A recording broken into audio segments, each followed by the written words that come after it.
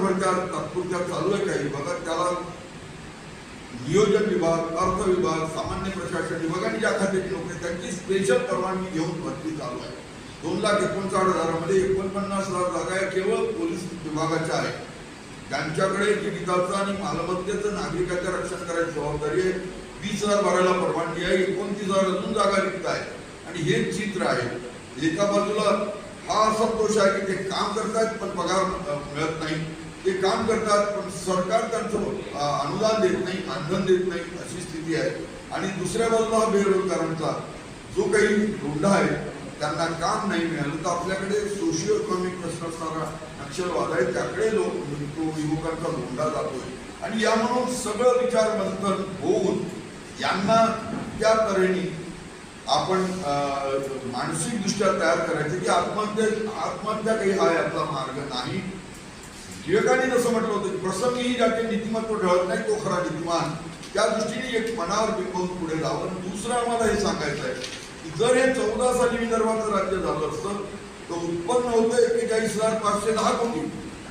20% सरांनी, खांदेवाले सरांनी प्रति विधानसभेत अर्थसंकल्प मांडताना 20% विजेचे दर कमी केले, नवे कर लावले नाही तरी खर्च होता 41,400 कोटी. 14-15ला हे राज्य झालं असतं तर 110 कोटी रुपये स्वीकारले जातो. जर हे राज्य 17-18ला झालं असतं तर त्या प्रति विधानसभेत त्यांनी 20% विजेचे दर कमी केले, नवे कर लावले नाही, पण विदर्भाचं उत्पन्न सगळ्या मार्गात झालं होतं 54,040 कोटी. नवे कर लावता 20% विजेचे दर कमी केल्यावर खर्च होता 52,380 कोटी. 17-18ला राज्य झालं असतं तर हे 1,660 कोटी रुपये सिल्कीचं झालं. आज महाराष्ट्राची अवस्था पगार द्यायची नाही, वर्षभराचा खर्च भागवायची नाही, कारण उत्पन्न सगळ्या मार्गाचं महाराष्ट्रात 5,60,000 कोटी आहे महसूल उत्पन्न.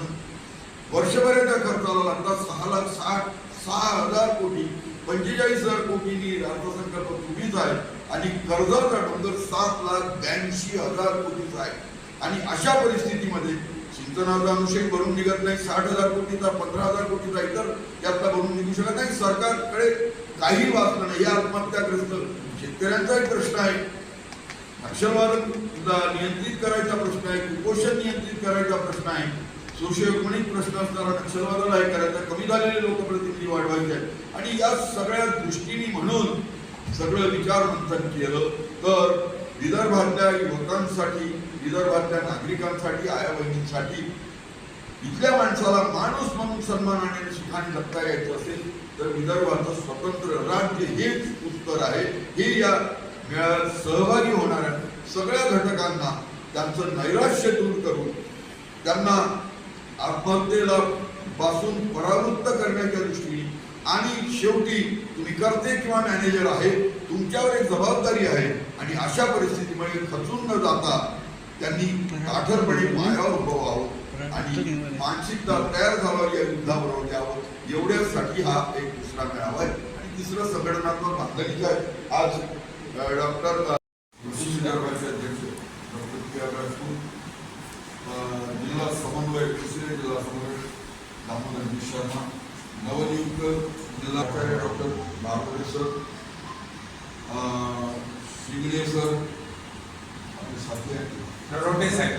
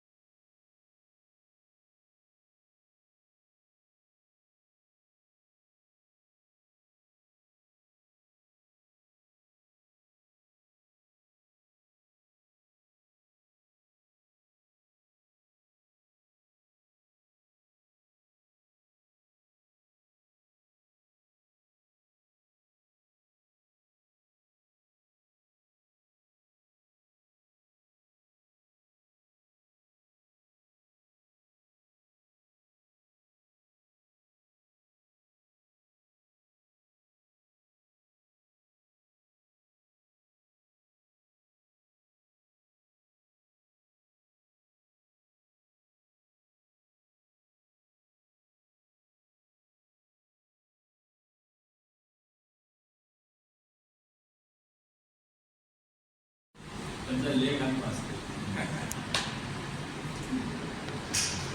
विदर्भ राज्य आंदोलन समितीने दरवर्षीप्रमाणे याही वर्षी महाराष्ट्र दिन हा काळा दिवस म्हणून पाळून त्याचा निषेध करण्याचा निर्णय घेतला आहे आणि प्रत्येक जिल्ह्यात शक्यतो काही तालुक्यांमध्ये आम्ही धरणं देतोय.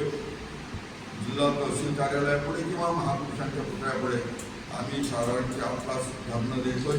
काळ्या पत्त्या लावून, काळ्या फिटी लावून, काळी टोपी घालून, काळा गंभीर घालून आणि त्या तऱ्हेने महाराष्ट्र दिनाचा निषेध नोंदवतो. हे एक पहिलं आंदोलनाचे एक होतं. दुसरं आम्ही 25 मेला अमरावती येथे अभियंता भवनात पश्चिम विदर्भातले सरपंच आणि तासिकेप्रमाणे ते शिक्षक, प्राध्यापक किंवा त्याचबरोबर कॉन्ट्रॅक्ट बेसिसवरचे शिक्षक, प्राध्यापक आणि विनाअनुदानित ज्या शाळा आहेत त्याचे शिक्षक, प्राध्यापक किंवा आश्रमशाळेचे शिक्षक यांचा एक आणि बेरोजगार यांचा एक संयुक्त मेळावा आम्ही 25 मेला अभियंता भवन अमरावती येथे पश्चिम विदर्भात घेतोय आणि त्यासाठी म्हणूनच या निमित्ताने आजची ही होती. कारण ज्या समाजामध्ये शिक्षकांचं स्थान म्हणजे गुरुचं स्थान सगळ्यात वरचं होतं. जो समाज म्हणत होता की बा गुरुविना मार्ग नाही, विच डार्कनेस अँड विष्णू गुरु ब्रह्मा गुरु विष्णू गुरु देव महेश्वरा गुरु साक्षात परब्रह्म म्हणत होता. अशाच समाजामध्ये त्यांना पगार द्यायची सोय नाही, तासिकेप्रमाणे ते त्यांचं मानधन देण्याची सोय नाही, कॉन्ट्रॅक्टवर असणाऱ्याचं मानधन देण्याची सोय नाही. आणि जसं गावातले शेतकरी, शेतमजूर, बाराबंदीदारांची किंवा शहरात आलेल्या झोपडपट्ट्यांमधली सामान्य माणसांची ही पोर आहे आणि त्यांच्या बापाने, त्यांच्या संबंधितांनी कोणी ना कोणी आत्महत्या केली आहे, त्यांना फायदा करण्याची म्हणून हे बिचारे सगळे पोटाला चिमटा घेऊन शिकून मोठे झाले. सरकारने धोरण जाहीर केलं होतं 9 साली कायम विनाअनुदानितला कायम शब्द काढला. 5 वर्षांनी 20, 6 वर्षांनी 40, 7नी 60, 8नी 80, 9नी 100% अनुदान द्यायचं. 14 सालापर्यंत सगळ्या शाळा रँकवर आल्या आणि 60%च्या वरचं अनुदान काही अजून बऱ्याच शाळांना मिळालं नाही. आणि ही सगळी आपण पाहिलं आता मराठवाड्यातल्या बीडचं नागरगोजींचं प्रकरण पाहिलं की त्या माणसाला आत्महत्या करून मरावं लागलं. 18 वर्ष शिक्षक म्हणून सेवा केलेला हीच अवस्था आहे. आणि अशा परिस्थितीमध्ये हा जो समाजातला सुशिक्षित वर्गातला नोकरीत असणाऱ्या पण पगार नसलेल्या, पगार दिला न गेलेल्या सगळ्यांचा आक्रोश करून त्यांना आत्महत्येपासून प्रवृत्त करायचा आहे. कारण या निमित्ताने आत्महत्येपासून परावृत्त करायचं आहे. आणि यासाठी म्हणून एक समायोजनाचा कार्यक्रम, समुपदेशनाचा कार्यक्रम, या निमित्ताने सुखदुःखात वाटेकरी हवा या माणसाचा स्वभाव या दृष्टीने सगळं खेळीमेळीची चर्चा व्हावी. आणि जसं यांनी म्हटलं होतं किंवा हा नरदेव उत्तम पूर्ण आहे आणि त्यासाठी म्हणून आत्महत्या त्याचं सोल्युशन नाही. आणि महाराष्ट्र राज्य आर्थिकदृष्ट्या डुबलं आहे, त्यांच्याकडे पगार द्यायची सोय नाही. 10 वर्ष झाले की पोरा 66 लाख विदर्भ महाराष्ट्रामध्ये बेरोजगार आहे, त्यातले 14 लाख विदर्भातले आहेत. त्यातल्या 2,47,000 नागपूर कराराप्रमाणे 23% त्यातला 2,47,000 नोकऱ्यांचा अनुषंग आहे. आणि सरकार ज्या 2,59,000 जागा रिक्त आहे पगार द्यायची सोय नाही म्हणून भरत नाही. कारण 11 वर्षापासून त्या अनुकंपा तत्वाची नोकर भरती बंद आहे.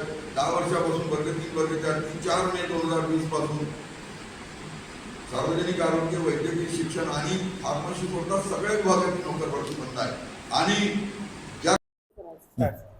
विदर्भ राज्य आंदोलन समितीने महाराष्ट्र दिनाचा निषेध करायचा म्हणून 1 मेला काळ्या फिती बांधून धरणं द्यायचं आंदोलन जाहीर केलं आहे. आणि आम्ही महाराष्ट्र दिनाचा निषेध करतो ही त्या दृष्टीने भूमिका आपण जाहीर करायची आहे. त्यानंतर 25 मेला अभियंता भवन अमरावती इथे सरपंच, तासिकेचे शिक्षक, प्राध्यापक, विनाअनुदान तत्वावरील शाळांमधले शिक्षक, प्राध्यापक आणि कॉन्ट्रॅक्ट बेसिसवरचे शिक्षक, प्राध्यापक आणि बेरोजगार यांचा एक संयुक्त मेळावा 25ला अमरावती इथे ठेवलेला आहे. आणि या निमित्ताने ही सगळी माहिती सर्वत्र जावी या दृष्टीने आज जो प्रश्न आहे त्यांच्या पुढे, त्यांना पगार नाही, स्टेटस नाही, कुटुंब पेलायची इच्छा असली तरी सारा विचार खिशानी होतो आणि अशा परिस्थितीमध्ये ते नैराश्यात जाऊन आत्महत्येच्या कगारवर उभे आहे. त्यांना त्यातून परावृत्त करायचं काम या मेळाव्याच्या निमित्ताने करायचं आहे. आणि 100 वर्ष महाराष्ट्रात राहिलो आणि हे कर्जबाजारी राज्य दिवाळखोरीतलं आहे आणि म्हणून विदर्भाचं राज्य हे सगळं उत्तर आहे त्याचं, हे सगळ्यांना सांगून सगळ्यांचं जनमत तयार करायचं काम, जनमानसापर्यंत या मुद्द्यावर जागर करायचं काम या मेळाव्याच्या निमित्ताने करायचं.